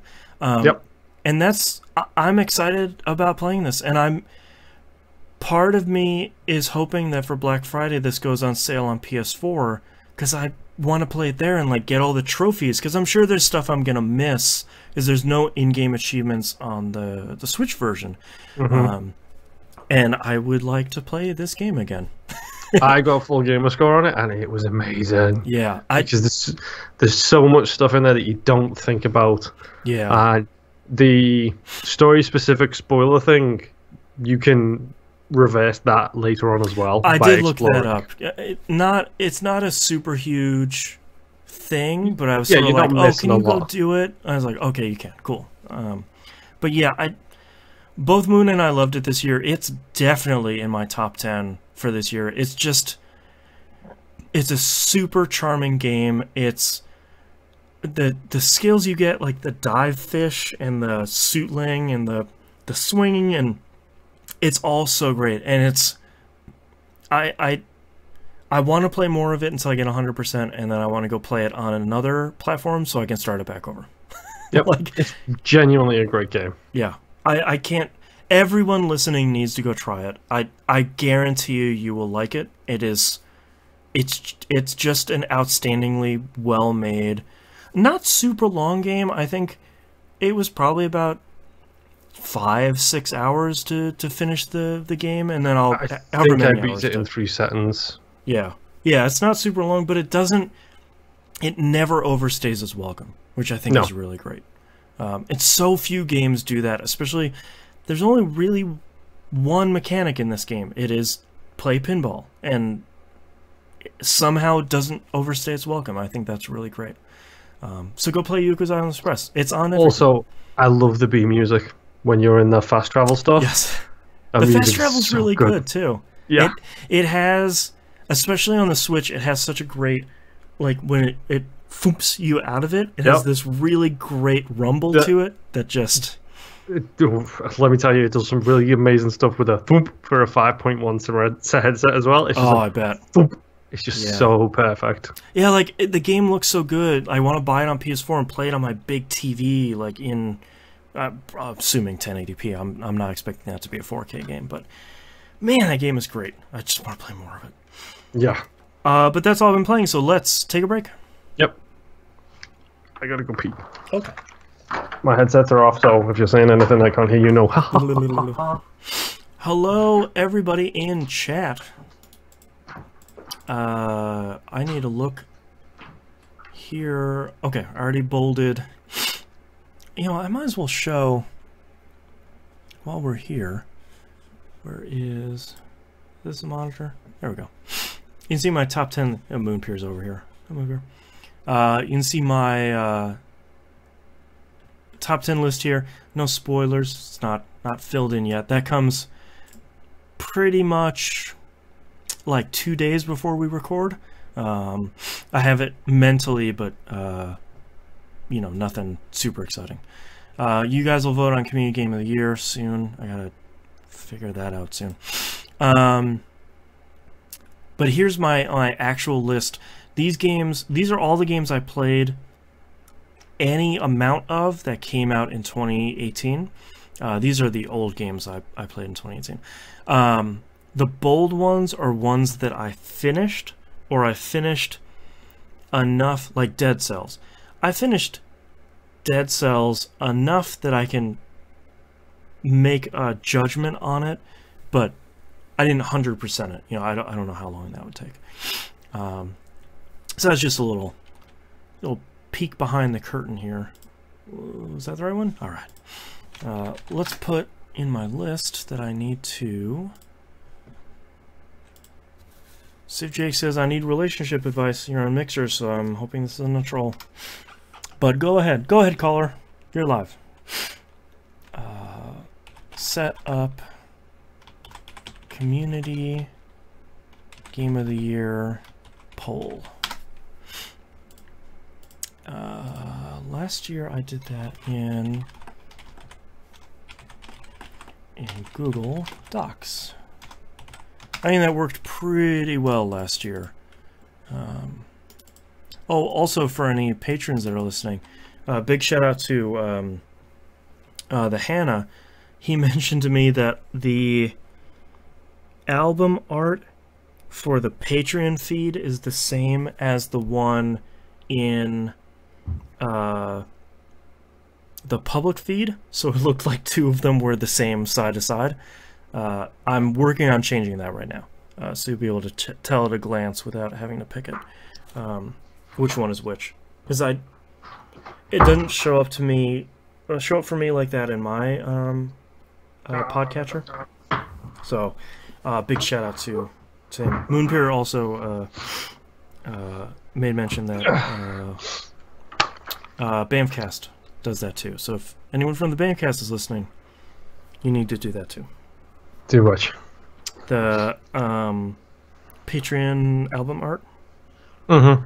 Hey, I have 26 emails. That's not good. Oh boy, somebody's fighting on the GitHub repo for the Bungie API. Cool. Fighting who? For what? It's real inside baseball, but people are not happy about an API decision Bungie has made. I'm also not happy about it, but they have said in no uncertain terms they are not changing it. So, deal with it. Also, it's their fucking API. They can do whatever the fuck they want. The rough part is it's going to break a lot of sites, and has broken a lot of sites, and they just don't want to. They don't want to go back to the old way they did, and I get it, but find another way to do it. Mm-hmm. But I mean, there isn't without making your own API, but you know, sorry.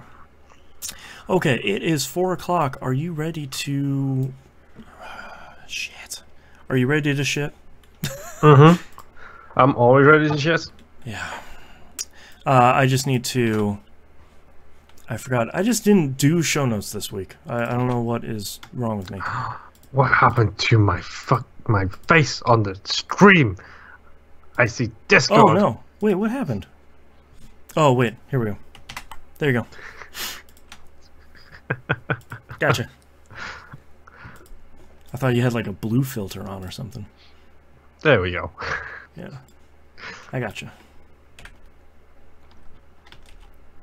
Yeah, I didn't do show notes this week. I noticed because I got the email saying I got show notes like 10 minutes after the show started. Oh, God. For anyone interested in behind the scenes, I am burnt out. Like, just from life. And by the time November rolls around, I am burnt out of doing this show. I love it, and I will continue to do it. Vacation can't come soon enough. Yeah, like there's a reason why we take 2 weeks off, and it is for this, because I am just... By the time the beginning of January comes around, I'm itching to get back up here and do the show again, even though 2 weeks doesn't sound like a lot, but man, I'm ready to take that old break. Alright, let me know when you're ready. We can just bang through the rest of this. We don't have too much here in the second half. Which is good, because we had a long first half. Quote-unquote half. Yeah, we also had a shit ton of Outcast shit as well. We do, yeah. Enjoy that, patrons. You're welcome. Was the enjoy that about the burp or about the Outcast shit? Oh, both. Whatever you're into, I'm not going to kink shame.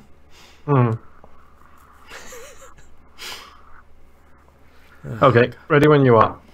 Alright, let's get started in 3, 2, 1. Let's talk about releases for the week of November 12th, 2018. Hitman 2 comes out on PC, PS4, and Xbox One. If you have Hitman 1, it's in there already. And if you don't, you can buy it as DLC for 2. So. I want to get this game so much, but at the same time, I've barely finished the first one, so no. Right. I'll wait. Thanks. Yeah, yeah. But now you can finish the first one in 2. Yeah. Spyro Reignited Trilogy comes out on PS4 and Xbox One. I think it's also coming out on Switch, but I can't find a date for that, so it might be coming out later. Yeah, I want this. I'm very interested in this. Yeah, I've I didn't grow up with Spyro. That was like the one franchise I missed on the PS1, and I know people really, really, really love it. I really, really, really love it. Yeah, I would like to play it. These games always look good. Like, legitimately, there are moments in those games that are just like any platforming game or any of that kind of game, particularly horrid. But in general, I absolutely adore the Spyro games. Like, they are so high quality for the time they came out. Yeah, and man, does this remake look good. Mm-hmm. Fallout 76 comes out, PC, PS4, and Xbox One. I believe that comes out on Friday. Beware, it has a 45 gig day one patch. Bigger than the game itself. Yepers. By about 5 gigs. So I can't remember who it was. I think it might have been Ada Black on Twitter said, this is the perfect game to wait a year before you buy it. Yes, wait until the Game of the Year edition comes out. And I'll be honest, that's pretty much where I'm sitting with this. Give me private servers so I can play with my friends. Give me all the fixes you're going to put in. Because based on what our Discord alone has been saying about this, how they did the stupid thing of locking the speed of the game to the frame rate, for example. Boy, that's an engine thing that I thought they would fix for this one, and they didn't. Mm-hmm. Yeah, for me, I know we talked about it a lot in the most recent Pup episode. I'm interested in this game when private servers come out, because they're saying it'll be about 6 months, and I'm gonna check back into it then, see how it's been doing, see how the patches have been going. If it's good enough at that point, I might jump in. But if not, then I'll wait for some, like $10 massive pack that has all the DLC. This time 2019. Yeah. But yeah, not a game that's checking a lot of our boxes, but that's okay. Yeah, it is a Fallout game. That is not the kind of Fallout game I want. That is absolutely fine. Everyone who wants it, enjoy it. Yeah, indeed. And last but not least, Runner 3 comes out on PS4. I didn't play Runner 2, but Runner 3 looks pretty good. This used to be Bit Trip's Runner. They renamed it for 3. But that sounds really good. I always thought that having the Bit Trip on it, they give themselves a pretty good brand. Yeah, they renamed their studio. So they went whole hog. They renamed their studio, they renamed their series. It's odd. I'm not sure. Oh boy. One of those things where I'm not sure why that happened. Now they just need to remake The Bouncer and release that. Yeah, there you go. All right, the only news story that is worth talking about, we talked about a little bit on pre-show, XO18. Microsoft's 2018 show came out. Most important thing, Crackdown 3 has a new release date. I'm not sure if that's final or not, fingers crossed. And Ori and the Will of the Wisps will be day one on Game Pass. Yep. So go get them. But at the show, Microsoft has announced the acquisition of both Obsidian, yay, and In Exile Entertainment. So why do I know In Exile? Baldur's Gate. That's why I know In Exile. Yeah, it's Wasteland 2, Bard's Tale, Pillars of Eternity, Knights of the Old Republic 2. That was Obsidian. That was Obsidian. Yeah. So, if I'm right, isn't In Exile a bunch of former Obsidian people? So both Obsidian and In Exile are former Black Isle. Okay. Yes. So they're getting the band back together. Well, so here's what's interesting. Number one, thank you, Microsoft, for buying RPG studios to put RPGs on Xbox. I'm assuming. And PC. At the very least on PC. But I'm also assuming putting them on Xbox and hopefully Switch and PS4 as well. Like let's not call exclusives. The interesting thing is that was what everyone asked at the beginning was, all right, Black Isle together, let's make some RPGs. And they're like, no, for now, they're working on their own projects. They're going to stay separate. They might help each other in the future, but like we're not going to make a Black Isle 2 right now. Like everyone's busy doing their own things. I was like, okay. That's fine. Go on the wish list. To be honest, that is absolutely fine by me. If they want to keep those two studios completely separate, if they want to keep those studios doing their own thing forever, that's fine. They both make such great stuff. Now just give Obsidian money and time and leave them alone. Give them money, time, a blank check that states on the memo line for Alpha Protocol 2. Comma, bugs. Yes. Yeah. No, that's the second blank check they write. The first one just says for Alpha Protocol 2. Yeah, the other one is for Alpha Protocol 2 bugs. Yes. All right, let's talk about questions here. T-Bomb Rocks in Discord says, now that Xbox has officially added In Exile and Obsidian to their first-party devs, seems like they will focus on RPGs, which has been a gap with Xbox for a while. That brings It's been a gap in the industry for a while, with with those two studios being the exception to the rule, basically. Yeah, and they haven't been putting a lot of stuff on consoles, probably because the juice hasn't been worth a squeeze on a lot of that stuff. And to be honest, they're both small indie studios. They can't afford to put stuff out on everything. Yeah, but guess who can? This brings me to my two questions. Do you feel Xbox now finally has enough studios to fill the first-party gap, or do they need to create or buy more? I think, to be honest, I think they've always had enough studios. Yeah. I think the biggest issue with them is, especially not so much with Spencer, because he seems to be making the right kind of decisions. Before him, a lot of people seem to have not had the patience, because that's the thing. It's a long game.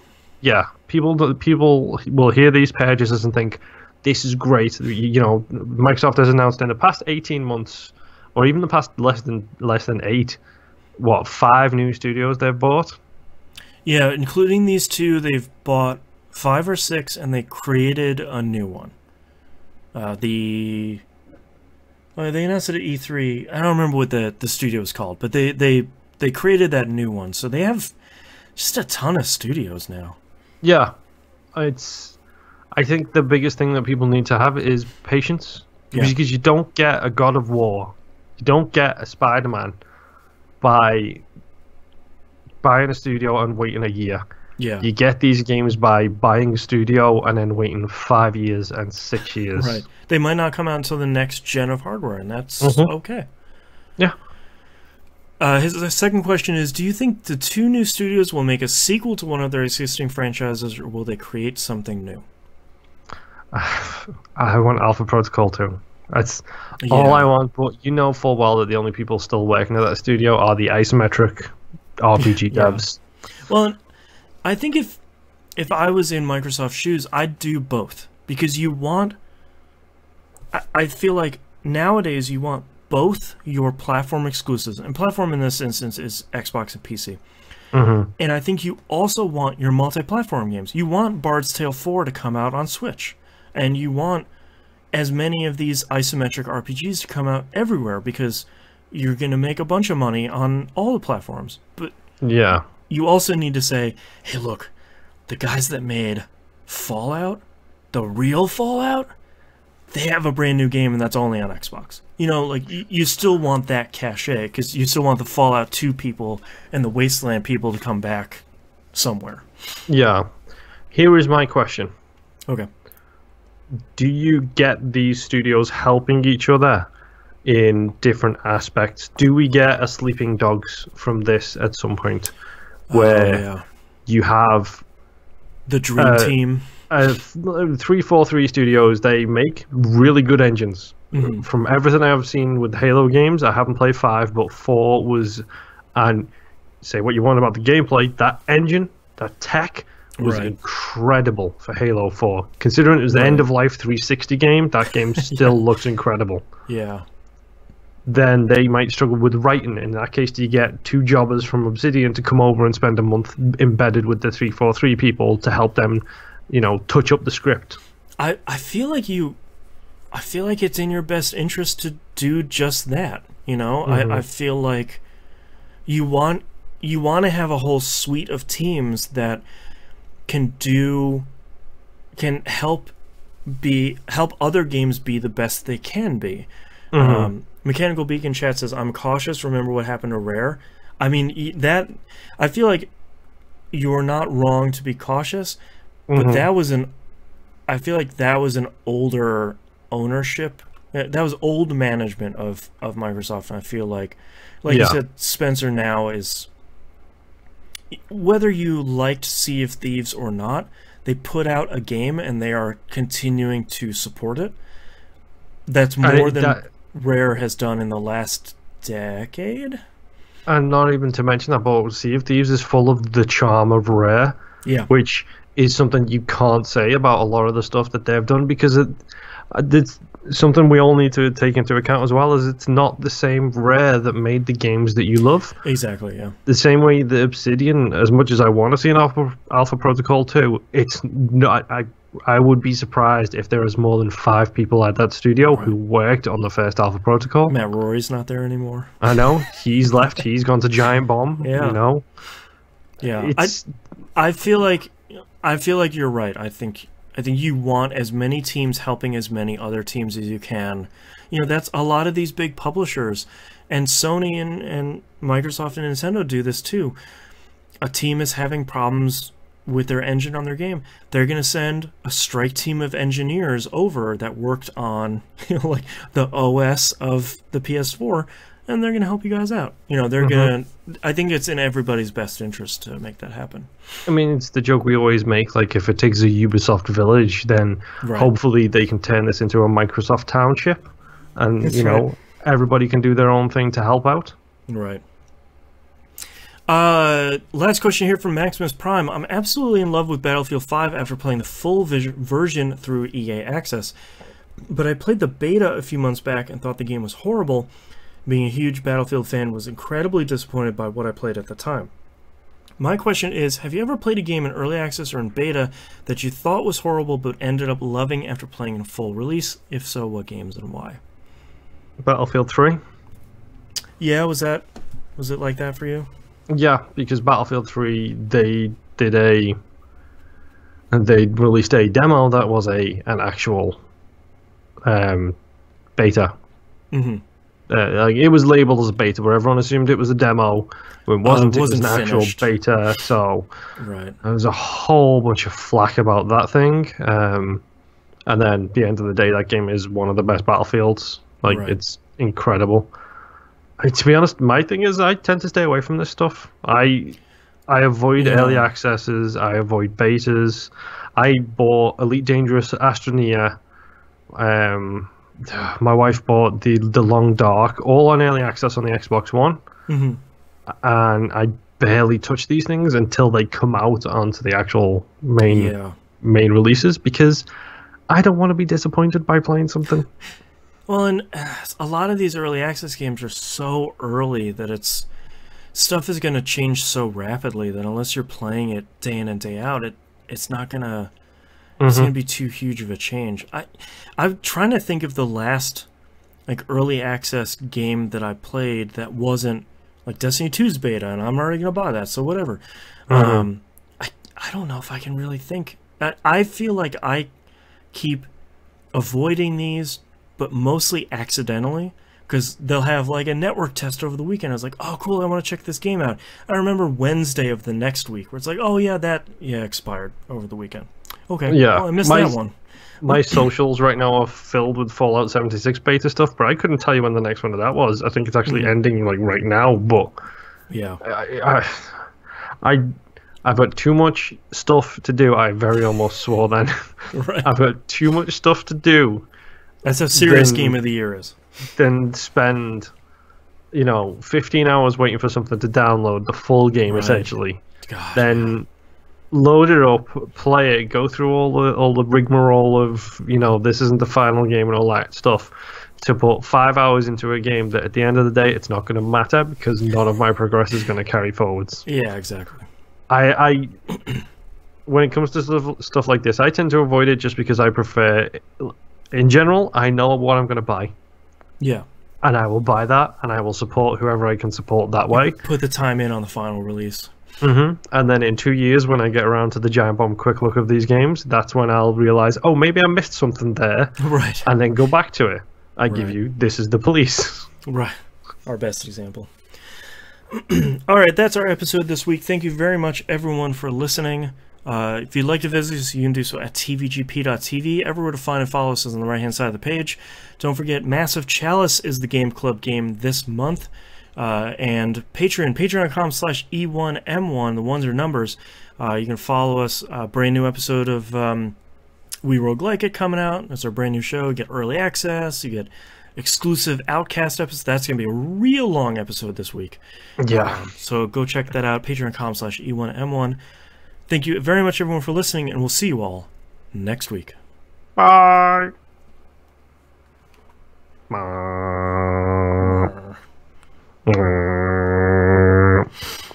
That's my foghorn. For anybody listening. Yes. For anyone listening to something in the future. All right, titles. We sort of don't know. You've made it not awkward. Use his Christian name. Year of the Spider.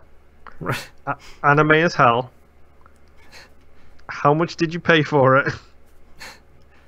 Close to full bingo. What is this fool doing?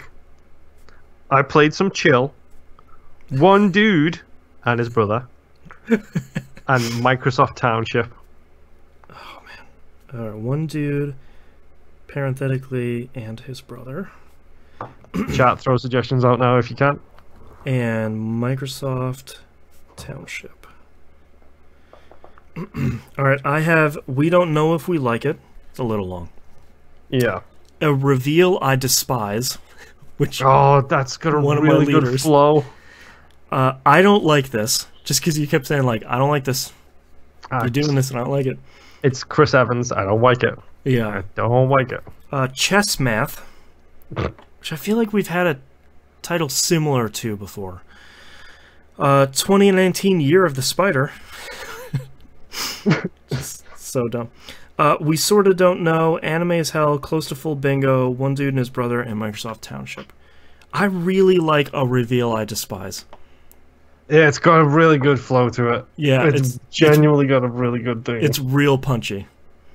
I also like 2019 Year of the Spider, but A Reveal I Despise is such a good title. It sounds like a murder mystery. It does. Agatha Christie's A Reveal I Despise. Oh, I need a big magnifying glasses in the album art. God, if only I was better at Photoshop. I'm going to circle that one because we've talked about it enough that it has to be. Okay. My leg has gone numb, so that's fun. Yeah, my voice is almost gone. All right, starting in 3, 2, 1. This is That Video Game Podcast, episode 577 for November 12th, 2018. A Reveal I Despise. He did it in the city with the staff. And we're all done. Thank you so much, everyone, for watching. So angry.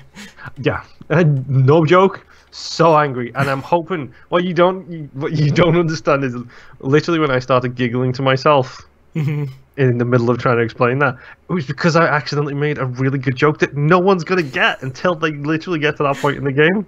It's just like a future spoiler. So good. All right, thanks everyone for watching. We'll see you next week. Bye.